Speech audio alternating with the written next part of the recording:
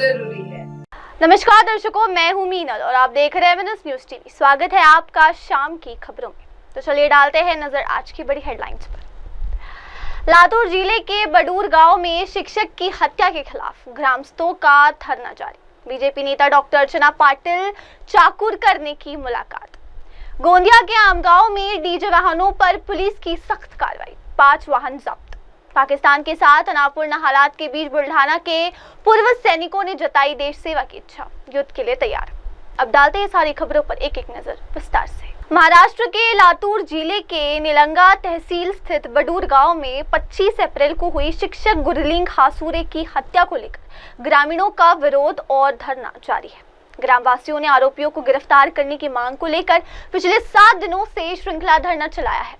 इस मामले में कुछ आरोपी गिरफ्तार किए गए, लेकिन ग्रामवासियों का कहना है कि मुख्य आरोपी अभी भी गिरफ्त से बाहर है, जिससे उनकी मांगों में और भी तेजी आई है। भारतीय जनता पार्टी की नेता डॉक्टर अर्चना पाटिल चाकुरकर ने बडूर गांव जाकर आंदोलनकारियों से मुलाकात की और उनकी भावनाओं को समझा। उन्होंने मुख्यमंत्री कार्यालय से तुरंत संपर्क कर ग्रामवासियों की मांगों को उठाया। इसके बाद डॉक्टर पाटिल ने मृतक शिक्षक के परिवार से भी मुलाकात की और उन्हें हर तरह की मदद देने का आश्वासन दिया।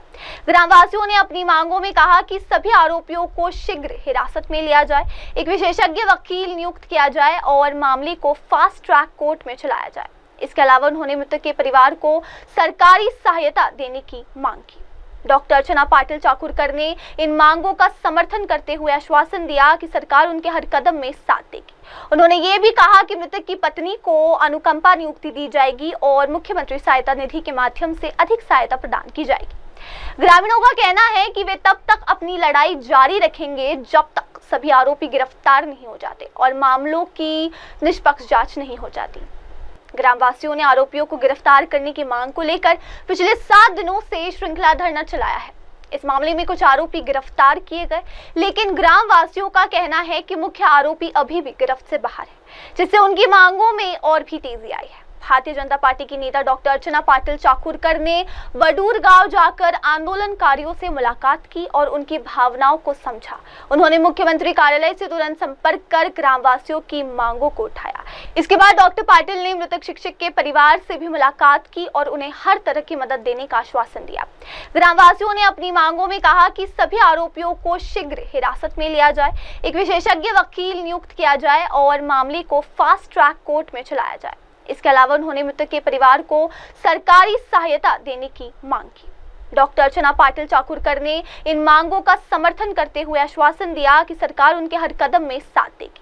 उन्होंने ये भी कहा कि मृतक की पत्नी को अनुकंपा नियुक्ति दी जाएगी और मुख्यमंत्री सहायता निधि के माध्यम से अधिक सहायता प्रदान की जाएगी। ग्रामीणों का कहना है कि वे तब तक अपनी लड़ाई जारी रखेंगे जब तक सभी आरोपी गिरफ्तार नहीं हो जाते और मामलों की निष्पक्ष जांच नहीं हो जाती। अब डालते हैं नजर अगली खबर पर। गोंदिया जिले के आमगांव पुलिस थाना क्षेत्र में सामाजिक और धार्मिक कार्यक्रमों में डीजे के अत्यधिक उपयोग और ध्वनि प्रदूषण की लगातार मिल रही शिकायतों के बाद पुलिस ने सख्त कदम उठाया है। हाल ही में एक शादी समारोह में डीजे पर बजाए गए गाने को लेकर 2 गुटों में विवाद हो गया, जिसके बाद कार्रवाई की गई। आमगांव टाउन क्षेत्र में गश्त के दौरान पुलिस को गांधी चौक पर एक संशोधित डीजे वाहन मिला, जिसमें वाहन के बाहर निर्धारित सीमा से अधिक ऊंचाई, चौड़ाई और लंबाई में डीजे उपकरण लगाए गए थे। वाहन चालक के पास इस संशोधन को कोई वैध दस्तावेज नहीं मिले। इसके चलते वाहन को जब्त कर आमगांव पुलिस थाने लाया गया। इस कार्रवाई के तहत कुल 5 डीजे वाहनों को पुलिस थाने में जमा कराया गया है।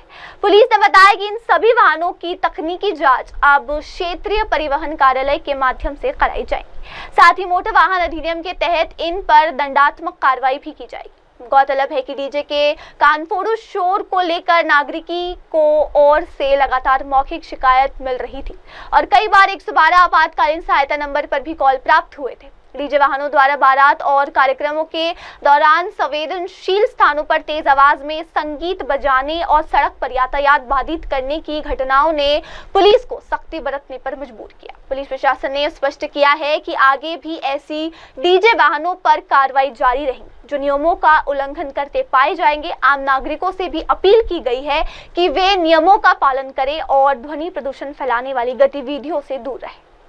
अब देखते हैं अगली खबर। भारत पाकिस्तान के बीच युद्ध जैसे हालात बनते जा रहे हैं और इसी पृष्ठभूमि में महाराष्ट्र के बुल्ढाना जिले के पूर्व सैनिकों ने एक बार फिर देश सेवा के लिए खुद को तैयार बताया है। इन पूर्व सैनिकों ने सरकार और रक्षा मंत्रालय से अपील की है कि आवश्यकता पड़ने पर उन्हें सेवा में दोबारा बुलाया जाए ताकि वे देश की रक्षा में अपना योगदान दे सकें।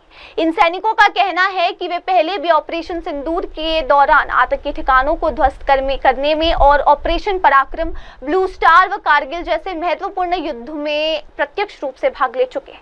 ऐसे अनुभवों से लैस या पूर्व सैनिक अब देश की सीमाओं पर दुश्मन से दो हाथ करने के लिए पूरी तरह तैयार है। पूर्व सैनिकों ने कहा कि वे सेना की हर जरूरत को पूरा करने के लिए तत्पर है और यदि हालात बिगड़ते हैं तो वे बिना किसी हिचक से फिर से वर्दी पहनने को तैयार है। उनका मानना है कि मातृभूमि की सेवा उम्र नहीं देखती बल्कि जज्बा देखती है। बुल्ढाना जिले के नागरिकों और सामाजिक संगठनों ने भी पूर्व सैनिकों की इस भावना की सराहना की और उनके समर्थन में स्वर उठाए। रक्षा विशेषज्ञों के अनुसार इस तरह की पहल न केवल प्रेरणादायक है बल्कि युवाओं को भी राष्ट्र सेवा की ओर आकर्षित करती है। ये भावनात्मक और रणनीतिक रूप से देश की रक्षा नीति के लिए एक सकारात्मक संकेत माना जा रहा है। मी विशाल घेवंदे, हवालदार पदावरून रिटायर झालेलो आहे आणि 24 वर्ष मी माझी पूर्ण सेवा दिलेली आहे। मी सिक्कीम या सेक्टरमधून रिटायर झालेलो होतो आणि मला आज जो वातावरण आहे यामध्ये जर आजही मला बोलवण्यात आलं तर मी या गोष्टीसाठी अजूनही सज्ज आहे आणि हमेशा राहणार आहे। मी 2018 मध्ये मार्च 18 मध्ये रिटायर झालेलो आहे आणि त्यावेळेस मी पलावला सेक्टरमध्ये जम्मू काश्मीरमधूनच रिटायर झालेलो आहे आणि तेव्हापासून आता युद्धकालीनमध्ये जर कधी आमची गरज पडली तर आम्ही सज्ज आहोत, आम्ही तयार आहोत। आम्हाला कधीही बोलवलं तर आम्ही यासाठी बिलकुल तयार आहोत। सुमन हवालदार पदामधून रिटायर झालेलो आहे। मी जस्ट आता एक फरवरीला 2025 दिवशी रिटायर झालो आहे। आता मी सध्या सिक्कीममधून रिटायर झालेलो आहे 24 वर्ष सेनामध्ये सर्व्हिस करून। तर अगर आम्हाला बोलवण्यात आलं तर आम्ही सज्ज आहे। या देशाची जी विशाल आपली भारतीय सेना आहे आणि या भारतीय सेनेने सदैव आपला पराक्रम दाखवलेला आहे। 20 तारखेपासून जी युद्धजन्य परिस्थिती निर्माण झालेली आहे आणि आपलंही एक सैनिक या नात्याने एक उत्तरदायित्व आहे, आपलं एक कर्तव्य आहे की आपण सैन्याचं जे मदत केली पाहिजे, त्यांचा मोराल कसा अप होईल यासाठी आम्ही आमच्या संघटनेच्या माध्यमातून प्रयत्न करत आहोत। शाळा कॉलेजामध्ये जात आहोत, तिथल्या मुलांना मार्गदर्शन करत आहोत। ज्याप्रमाणे मॉक ड्रिलचा आदेश मिळाला त्या दिवशी आम्ही प्रत्येक शाळेत जाऊन NCCच्या मुलांना मार्गदर्शन केलं, तसेच सिव्हिल लोकांना सुद्धा मार्गदर्शन केलेलं आहे। आवश्यक नाही की सीमावर्ती इलाक्यातच अशा प्रकारची परिस्थिती उद्भवेल। हे आता सध्याचा आधुनिक युग आहे आणि आता आधुनिक हत्यार आहेत, तर आपण दुश्मनाला सुद्धा कमी लेखू नये। पाकिस्तान जवळ सुद्धा अशा प्रकारची काही हत्यार आहेत की ते इथपर्यंत सुद्धा मारा करू शकतात किंवा आपल्याला उद्ध्वस्त करू शकतात। त्यामुळे आपण प्रत्येकाने तयार असलं पाहिजे, सदैव त्या गोष्टीसाठी तत्पर असलं पाहिजे आणि म्हणून आम्ही हे जे जनजागृती अभियान या माध्यमातून राबवत आहोत। प्रत्येक ठिकाणी जाऊन आम्ही सामाजिक उपक्रम हाती घेतला आहे आणि या सैनिकांच्या बाबतीत मोरल मोटिवेशनचं मार्गदर्शन आम्ही करत आहोत। जवळपास 4,500 माजी सैनिक आहेत आणि त्यापैकी जवळपास 1,000च्या वरती माजी सैनिक हे जवान आहेत आणि ते नुकतेच 4-5 वर्षाच्या कालावधीत निवृत्त झालेले आहेत आणि आता जी परिस्थिती या देशामध्ये उद्भवलेली आहे अशा परिस्थितीमध्ये हा प्रत्येक सैनिक इच्छा ठेवतो की आम्ही देशासाठी काहीतरी केलं पाहिजे। त्यांनी पहिलं आपलं योगदान दिलेलं आहे आणि अजूनही सुद्धा जर त्यांना कॉल झाला तर ते जाण्यासाठी सज्ज आहेत। यामध्ये प्रशिक्षित सैनिक आहेत ज्यांनी वेगवेगळ्या क्षेत्रात काम केलेलं आहे।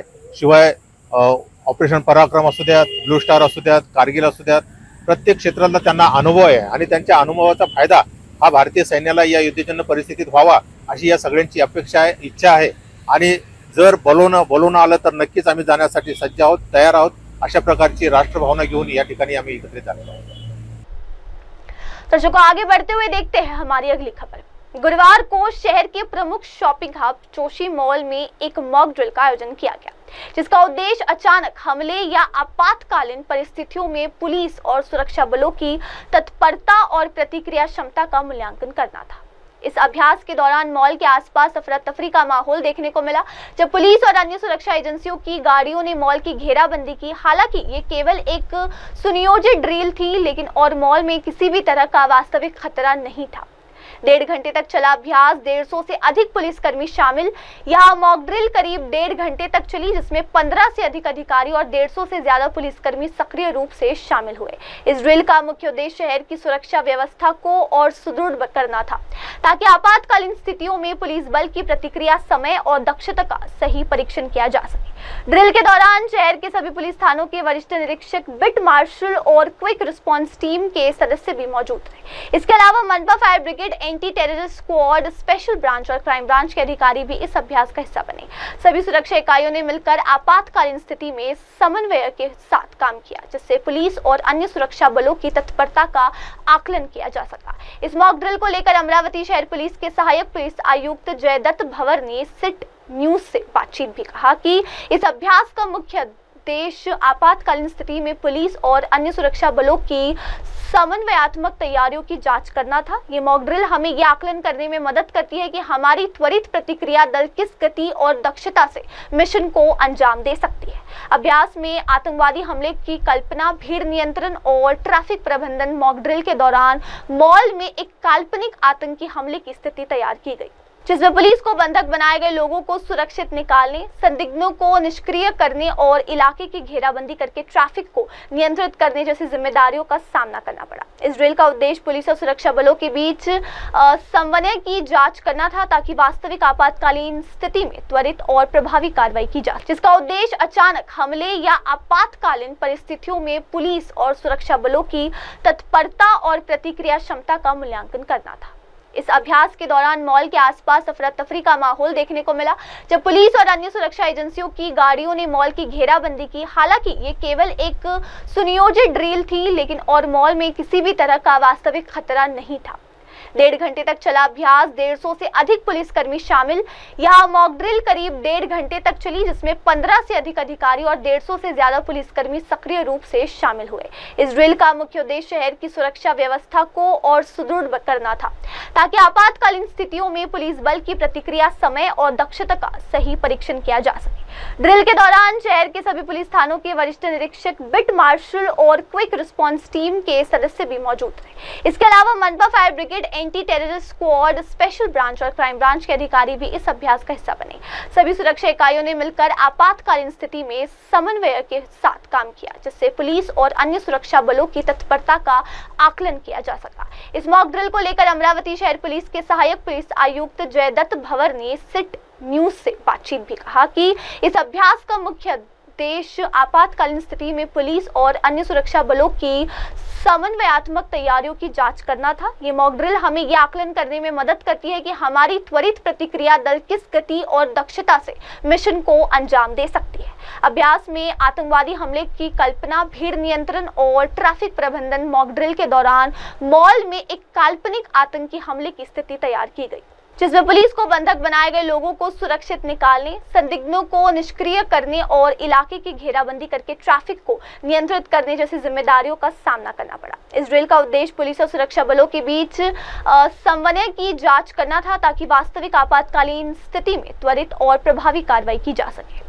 अब आगे बढ़ते और देखते अगली खबर। जम्मू कश्मीर के कुपवाड़ा में देश की रक्षा करते हुए शहीद हुए देगलूर तहसील के मूल निवासी सचिन यादव वनंजे को नांदेड़ शहर में भावभीनी श्रद्धांजलि अर्पित की गई। बताया जा रहा है कि सचिन यादव की शहादत कुपवाड़ा की 8000 फीट गहरी खाई में गिरने के दौरान हुई। शहर के गोवर्धन घाट, दलीप सिंह कॉलोनी, टेकरी क्षेत्र के नागरिकों तथा कांग्रेस पार्टी के पदाधिकारियों की ओर से शहीद की प्रतिमा पर पुष्प अर्पित कर और कैंडल जलाकर उन्हें श्रद्धांजलि दी गई। इस अवसर पर उपस्थित जनसमूह ने भारत माता की जय, अमर रहे सचिन यादव वनंजे और हिंदुस्तान जिंदाबाद जैसे राष्ट्रभक्ति नारों के साथ माहौल को गूंजा। शहीद के सम्मान में आयोजित श्रद्धांजलि सभा में पाकिस्तान विरोधी नारे भी लगाए गए। मुर्दाबाद पाकिस्तान के नारों के साथ नागरिकों ने देश के वीर सपूत को अंतिम सलामी दी। कार्यक्रम में कांग्रेस पार्टी के बालाजी चौहान, अल्पसंख्यक विभाग के शहर अध्यक्ष दीपक सिंह अजूरिया, गगन यादव, संजय शर्मा, शीतल जोंधले, करतार यादव, पृथ्वीराज यादव, मनोज खरा, धनंजय उमरीकर सहित कई स्थानीय महिला कार्यकर्ता उपस्थित रही। सभी ने शहीद के परिवार के प्रति संवेदना प्रकट की और उनकी वीरता को सलाम किया। आज हम लोगों ने कांग्रेस पार्टी की तरफ से दिलीप सिंह कॉलोनी, राम सेतु ब्रिज के पास में नांदेड़ जिले के भूमिपुत्र देगलूर तालुका के सचिन जी यादव वंजे इनको जो वीर मरण प्राप्त हुआ है जम्मू कश्मीर में, उसके लिए हमने आज यहाँ सभी प्रभाग के महिला नागरिक, ज्येष्ठ नागरिक और कांग्रेस के कार्यकर्ता और सभी दल के कार्यकर्ता लोगों ने यहाँ भावपूर्ण श्रद्धांजलि दी है। और ऐसे एक सचिन यादव वंजे को शहीद करने से पाकिस्तान को हम बता दें कि ऐसे सचिन यादव वंजे हमारे यहाँ पे कई है। हर भारत का एक एक नागरिक सचिन यादव वंजे है। हम पाकिस्तान को अगर हम आदेश अगर हमारी गवर्नमेंट देती है तो हम रातों रात उसको नेस्तो नाबूद कर देंगे। पाकिस्तान मुर्दाबाद, पाकिस्तान मुर्दाबाद, पाकिस्तान मुर्दाबाद। आज श्रद्धांजलि दी गई है सचिन यादव वंजे जी को, जो उनका जो वीर मरण हुआ है। और हम पूरा नांदेड़ जिला उनके कुटुंब के साथ हर वक्त में, सुख में दुख में हम सभी उनके साथ में रहेंगे। भारत माताचे वीर पुत्र सचिन यादव वंजे हे कर्तव्यावर असताना, कर्तव्य पार पडत असताना भारत पाकिस्तान सीमेवर काश्मीरमध्ये त्यांना वीरगती प्राप्त झाली। त्या चिरात्मा शांती लाभा म्हणून या ठिकाणी हनुमानपेठ वज्राबाद भागामध्ये दीपक सिंग गुजरिया, गगनजी यादव, शीतल जोंधळे, सर्व महिला, सर्व या प्रभागातील नागरिक या ठिकाणी सगळे उपस्थित राहून शहीद सचिन यादव वंजे यांना श्रद्धांजली देण्याचा या ठिकाणी कार्यक्रम घेतला। भारत माताचे वीर पुत्र हे शहीद झाल्यामुळं त्यांच्या परिवारावर दुःखाचं डोंगर कोसळलं।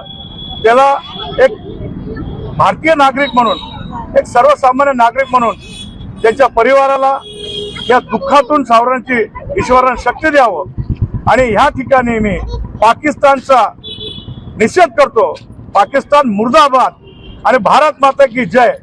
या ठिकाणी पाकिस्तानने भारताच्या लोकांना खेटू नये। असे किती जवान गेले तर पाकिस्तान जगाच्या नकाशावरून संपून जाईल।